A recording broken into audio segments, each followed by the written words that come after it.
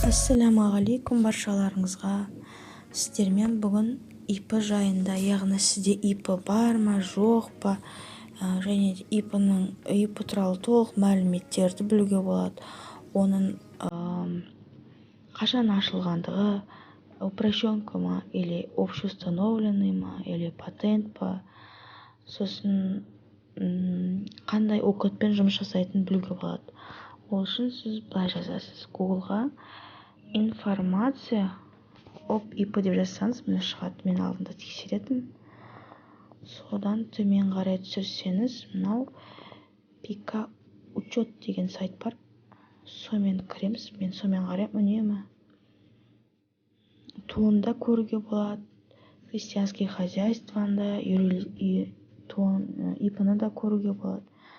Міне бізде қазір ИП-ны тексереміз.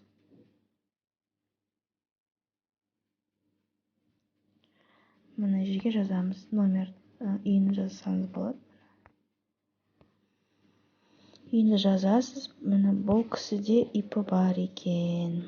Міне ИП-ның аты жазылған, иіні жазылған, жасы, несі бағана, дата рождениесі, сосын мына ОКЭД, деятельность ИП деп тұр ғой, ол ОКЭД. Сосын мынау малое предприятие, бұл упрощенный декларациямен жұмыс жасайды. Сосын ИП-ның тіркелген адресі, міне Сабирқара районында тіркелген екен. Подробно можно узнать, адрестерін қазір көрсетем. Міне ОКЭДтер жазылған, екі немен жұмыс жасайды екен бұл кісі, екі ОКЭДпен жұмыс жасайды екен. Міне бұл кісіде задолженность бар екен налогта. Налогтағы неңізді көруге болады.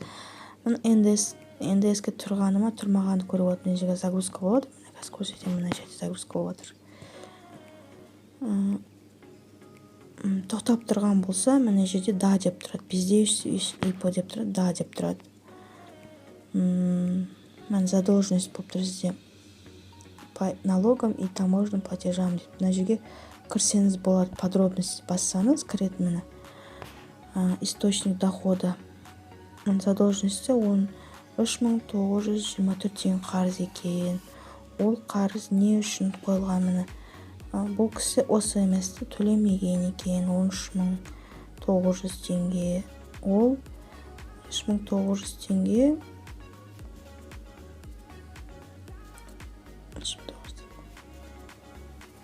КБК-сы жазылып тұр. Алматинский районға төлейді бұл кісі.